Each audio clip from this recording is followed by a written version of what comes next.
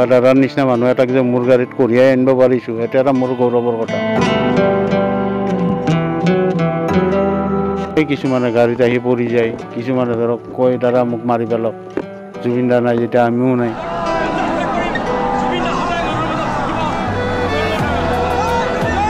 পইচাই লাগি আছে পিছফালৰ পৰা, এনেকুৱা লাগে গাড়ীখন জানো নিজে এহঁতে ঠেলি দাঙিয়ে লৈ যাব নেকি, এনেকুৱা টাইপ লাগি থাকে।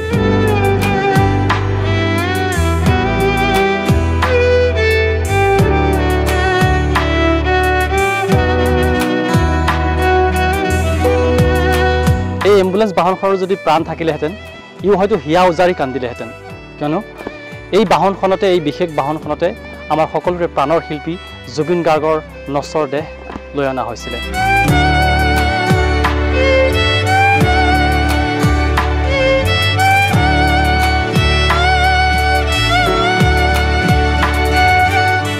জুবিন গাৰ্গৰ অনাকাংক্ষিত মৃত্যুৰ পিছত দিল্লীৰ পৰা গুৱাহাটী বিমানবন্দৰলৈ লৈ অনা হৈছিলে তেওঁৰ মৃতদেহ, আৰু সেই নশ্বৰ দেহ গুৱাহাটী বিমানবন্দৰৰ পৰা সৰুসজাইত অনা হৈছিলে এখন পুষ্পসজ্জিত বাহনত, এখন বিশেষ এম্বুলেন্সত।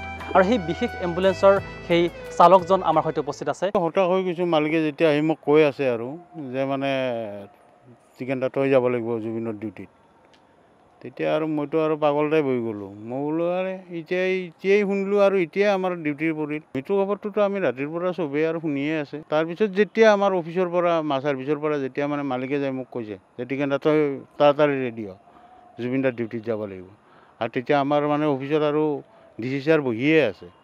তাৰপিছত দৌৰি আহিলোঁ, আমাৰ পাৰ্কিঙৰ পৰা গাড়ী লৈ গ'লোঁ, গৈ আমি দেখাই মেলি ছাৰেই চিলেক্ট কৰি থৈ গৈছিলে গাড়ী। আৰু কান্দি গাড়ী চলাই আছিলোঁ দাদা।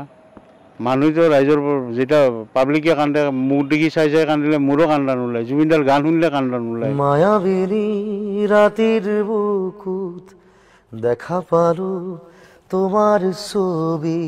এইখন গাড়ীৰ এটা পাৰ্মানেণ্ট ড্ৰাইভাৰ আছে, চম্পক পাটগিৰি। তেখেতৰ মানে ৰাতিপুৱা ফেমিলিৰ কিবা প্ৰব্লেম হোৱাৰ কাৰণে তেখেত ঘৰত গুচি গ'ল, ডিউটিটো মোৰ তাত পৰিল। আৰু এই গাড়ীখন অন্য দিনাখন বেলেগে চলায়, সেইদিনাখন আপোনাৰ মোৰ ভাগ্যত পৰিছে, মই চলাইছোঁ। যিটো ৰূপত দাদাৰ মানুহ দেখা পাইছোঁ বা পাব্লিক দেখা পাইছোঁ, সেনেকুৱাতো ডাঙৰ মানুহ মৰিলেও কিজানি ইমান মানুহ নহ'ব। পইচাই লাগি আছে পিছফালৰ পৰা, এনেকুৱা লাগে গাড়ীখন জানো নিজে এহঁতে ঠেলি দাঙিয়ে লৈ যাব নেকি, এনেকুৱা টাইপ লাগি থাকে। তো বহুত টাইম মানে মই এনে মাজেতো মই নিউট্ৰেল কৰি দি পেলাই এনে খালি ষ্টাৰিংটো খালি পকাই গৈ আছিলোঁ, পাব্লিকে ঠেলি লৈ যাই আছিলে। এতিয়াওতো গাড়ীখন চলালে এতিয়াও দাদাক থকা আনে লাগে যে আছেই নেকি। এতিয়া অন্য বেলেগ একো নাই, এতিয়া চব দুখৰ তাৰমানে ধৰক হ'ব, কিন্তু এতিয়া ন্যায়টো লাগে আমাক। দাদাই ন্যায় পাবনে নাই। তুমি যে মোৰ শুকান বনত। এই বিশেষ ঠাইখিনিত তেওঁৰ সেই নশ্বৰ দেহ বিমানবন্দৰৰ পৰা লৈ অনা হৈছিলে সৰুসজাইলৈ।